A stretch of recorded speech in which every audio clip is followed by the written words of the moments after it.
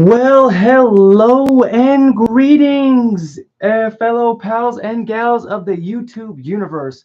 It is I, everybody's favorite figure collecting Lobo here, uh, to firstly welcome you guys to the official start of season 5 of Figure Friday. Yes, that's right, folks. And just to reiterate for those of you guys who have been with me since the first 4 seasons, we are back once again for a continuation to the seasons, of course. Again, the first official start is tonight. And of course, with that being said, folks, it's that special time of the week where we spend some quality time together and basically nerd out about all things, figure, Funko, merchandise, memorabilia related to all kinds, shapes, colors, and sizes. You best believe anything of that sort you're going to find right here on this channel. Now, again, since this is the official start to the new season, you guys better be prepared because definitely there's going to be a lot in store for this year. That includes new content, new figures, new Funkos, new merchandise, and of course, I am going to be instituting more cosplay streams. Yeah, because I do have plans for this year, and I do hope that you guys will look forward to them just as much as I am because I'm very excited. Very excited. A lot of plans, a lot of new stuff coming to you guys. I hope you look forward to it. But of course, with that being said, folks, if you haven't already, please do me a favor and go grab yourself, a snack, something to drink, something to eat if you haven't had dinner, because I want you guys to feel as at ease as possible. Because again, this is a green zone, and just know this is everyone's safe here. Don't worry. Decline that. Okay. Also, we're coming at you live not only from TikTok but also from my YouTube channel. I want to say hello, Blake. How you doing, man? Kenny, I see you. Good evening, fellas. How you doing? Welcome. Shots. Well, I mean, I do have water. Does that count as shots? Shots, shots, shots, shots. Goodness gracious. Okay. Goodness gracious. And also, if you guys went to work today, I hope you guys killed it. I hope you guys made that paycheck, made that bread, and hope you went home to your families. If you do have them, hey, there's always a good feeling. Where are the furry kids? The furry kids are actually up front. They're resting right now on the couch. I'm guessing they had a very eventful day, a lot of running around and everything. But I don't know. I mean, heck, I really don't know what they're up to. Kenny, to answer your question. Oh, goodness. And of course, again, I would also like to reiterate the music that you guys are hearing right now is strictly for background aesthetic purposes. I own no rights to the beats, the sounds, the words, the lyrics, the artistry, none of that. That belongs to its respective artist, which of course I'm pretty sure you guys can recognize the beat of it. If you can't hear it, let me help you.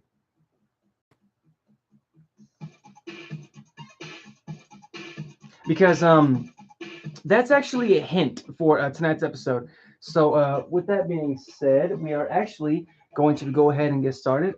Again, I want to say hello and welcome back for those who are just joining us on this fine Friday evening.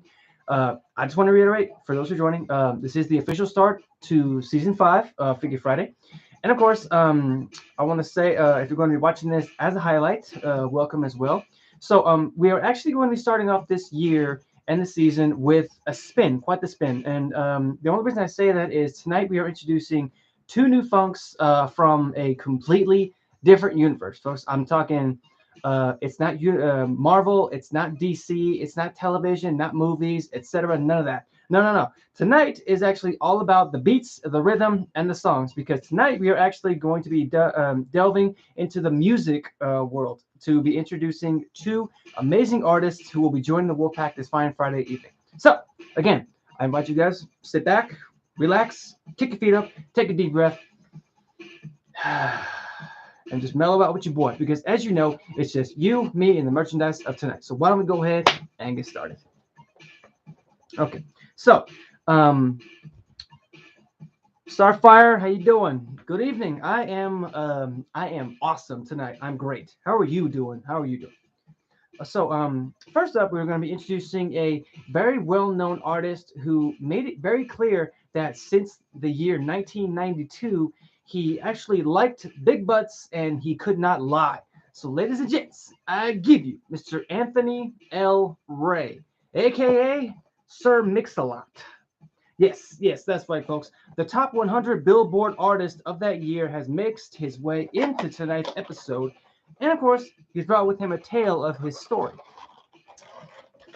And again, this was part of the one of the newest lineups of musical artists to grace the funk field. I'm happy to be sharing him with you guys this fine evening. Okay, wait, hold up. Good, seeing was last, so I had to stop it. Hey, I appreciate you for stopping in, Starfire. Really, I appreciate you so much. Nice, yes, nice, nice. Okay, it was, oh yeah, a little history lesson about Mr. Mix-a-Lot here. Um, oh, don't open it. I understand. I just want to take a second here. I understand, like when it comes to opening and keeping certain things open, like some collectors they prefer to like keep the things in the box because it ruins the collector's value and everything. But to me, I'm just different. I prefer to like have them out of the box to to show them off. Like I understand. Either way. Okay. Hey, I see you. Really, I see you. I respect it. I respect a joke. I respect a good joke. Anyways, would you rather meet your great great great grandkids from the future or ancestors from the past? Now that is definitely a good question, Rose Gold. Really, um, I mean, hey, if I knew who my ancestors were from the past, I mean, I wouldn't mind meeting them. I mean, I know I had a grandfather. He was he was a very good man. That's all I'm gonna say. That's all I'm gonna say. Because not a lot of know was known about him, but either way, that I'm just saying. If I had the chance to meet him, I would definitely love to meet him. Let me just fix the phone because you guys were kind of lopsided. I'm not trying to throw you guys for a loop, but back to Mr. Mixlot here. He was born in Seattle on August 12th, 1963. Sir Mix-a-Lot here is a Grammy-winning rap artist, also known as a champion of Northwest Coast hip hop, and for his mainstream breakout in the early 90s, if you will, where there was previously like no scene. He helped create it with fun. Is that a Mortal Kombat painting behind you? Yeah, yeah. There's some right here. That is, yeah. That is the Mortal Kombat dragon symbol. Sorry, just saying. So you are, a collector, or what's the topic you're talking? Rose. The topic of tonight is the music industry, actually. So we are introducing two Funkos. The first of which we have introduced was Sir Mix-a-Lot. He's a very well-known rap artist from the 90s. And of course, I'm going to be sharing a little bit more history about him. So I hope that you tune in. He was actually, he helped create that fun, as I said, bass, heavy tracks relying on, the shaking of the booties, just as much as a playful sense of humor as well. And his first album, Swass, featured him basically humping the Space Needle to show his commitment to the scene of Seattle. And of course, during that time, he actually went platinum. I collect pumps. This is so cool. Hey, I salute you, my fellow collector. You keep doing your thing, man, really. And after hooking up with producer extraordinaire Rick Rubin, Mix-a-Lot actually hyped a new sort of in-your-face image, culminating in the booty-shaking anthem "Baby Got Back," which was a groovy cut about thick-booted that topped the Billboard's Hot 100 chart and signaled the high point of his career. Now, that track also, which earned him a Grammy Award, actually continued to be a success with VH1's 100 Greatest Songs of Hip Hop, which was included in the year of 2008. And as trends in gangster rap and other shifts of hip hop culture took place, Mix-a-Lot actually kept on releasing tracks to a culture fan base before going more into production and studio work. You should make YouTube videos if you don't already. Rose, actually, I do have a YouTube, and I'm actually coming at you live from that YouTube channel as well. The link is in my bio. Feel free to check it out. I go live every single Friday night to do what I've created as Figure Friday, and tonight signals the first official beginning of not only the new year but a new season, which is season 5. Where was I? Oh yeah.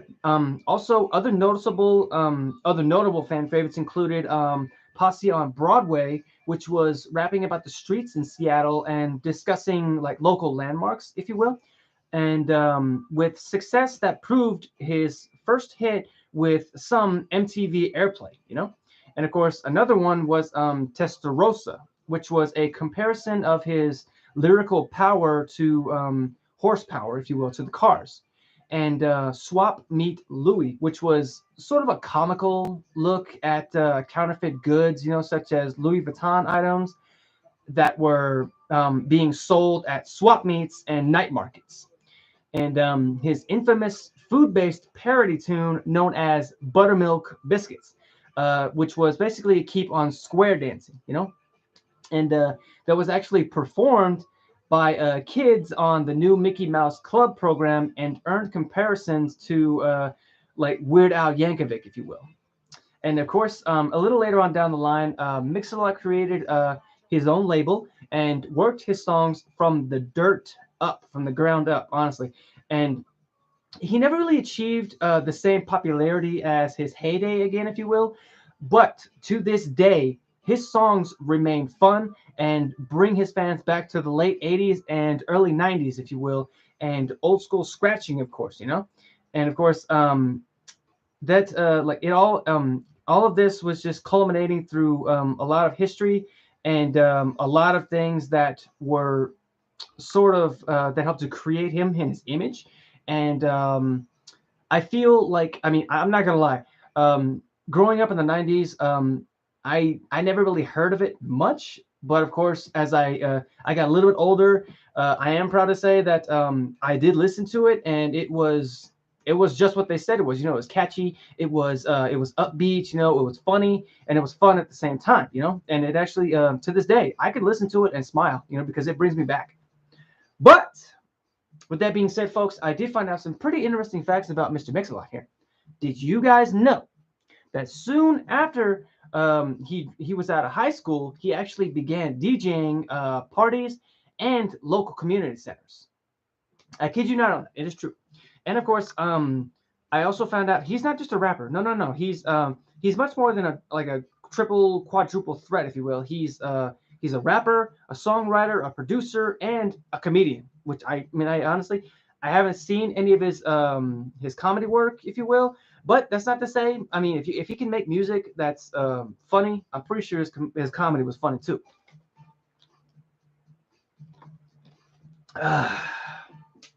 Which is why I have this music going, because sort of pay tribute to the 80s and 90s era. Let's get him up to the side. Introduce. Okay, you guys good?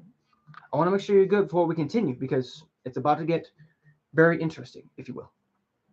Okay, so next up, we are actually going to be introducing another icon of the music industry who this particular lady, she gave us so much music, and so much of her history. It's just, unfortunately, her life was tragically pushed, or her life tragically came to an end at the tender age, and I mean, that she actually became a pioneer of pop, if you will. And I'm pretty sure you guys are probably wondering who this is. And that, ladies and gents, is none other than Miss Whitney Elizabeth Houston. Yes, yes, that's right, folks. That's right. The best-selling music artist of all time has sang her way into tonight's episode. But first, a moment of silence. A moment of silence, just real quick, because just a moment of silence to honor her memory, because this is just who I am.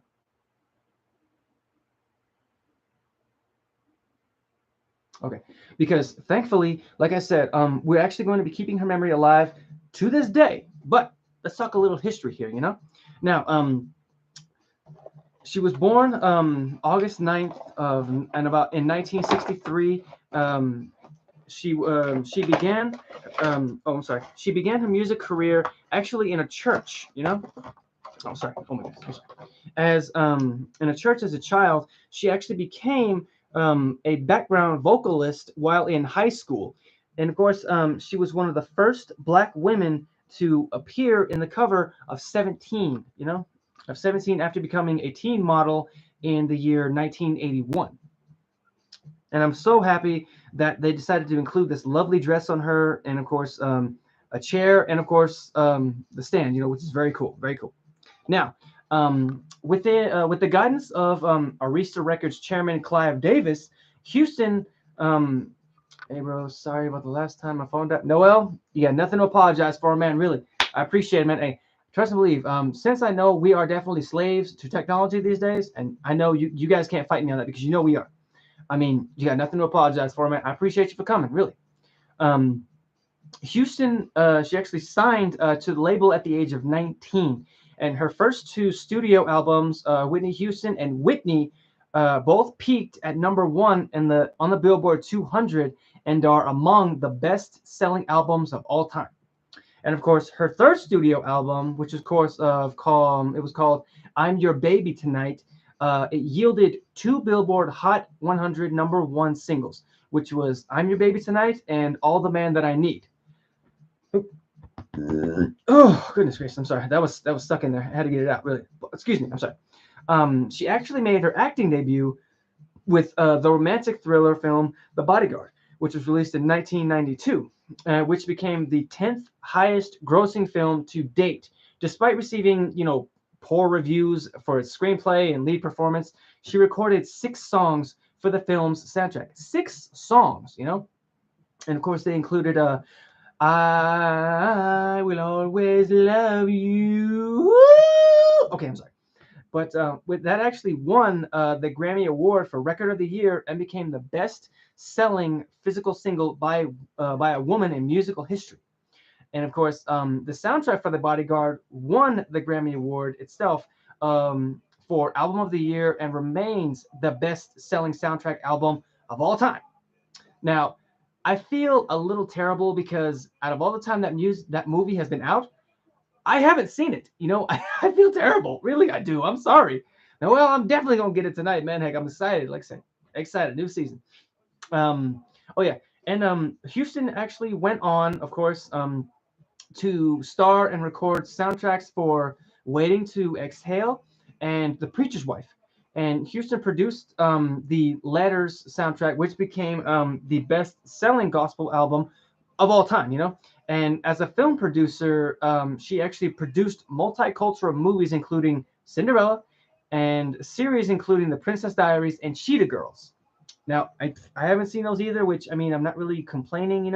But I mean, hey, I'm pretty sure they were great films. And her first audio album in 8 years, which was called My Love Is Your Love, sold millions and spawned several hit singles, including Heartbreak Hotel, It's Not Right, But It's Okay, and My Love Is Your Love. Now, following the success, she actually renewed her contract with Arista for 100 million, and one of the biggest recording deals of all time. However, her personal problems unfortunately began to sort of overshadow her career, and her 2002 studio album Just Whitney, it received mixed reviews, if you will. um, and of course, her drug use and tumultuous marriage to singer Bobby Brown received widespread media coverage. And after a 6-year break from recording, Houston actually returned to the top of the Billboard 200 chart. And with her final studio album, I Look to You, which released in 2009. However, um, on the date of February 11th, 2012, her life was tragically cut short at the age of 48 years of age. And I don't want to release the anything else other than that, other than the fact that to this day, her music inspires musicians all over the world. So from everybody here at the Wolfpack, we all say rest in peace, Miss Houston, and thank you so much for all you've done. And I did find out some pretty interesting facts about Miss Houston here. Did you guys know that her grandmother was actually another great singer known as Aretha Franklin? Yes, that's right, folks. Respect. Find out what it meant to me because that was her grandmother. And she actually played the lead role in the movies, The Bodyguard and Waiting to Exhale and The Preacher's Wife. Not only did she make music for it, she played the leading roles for it.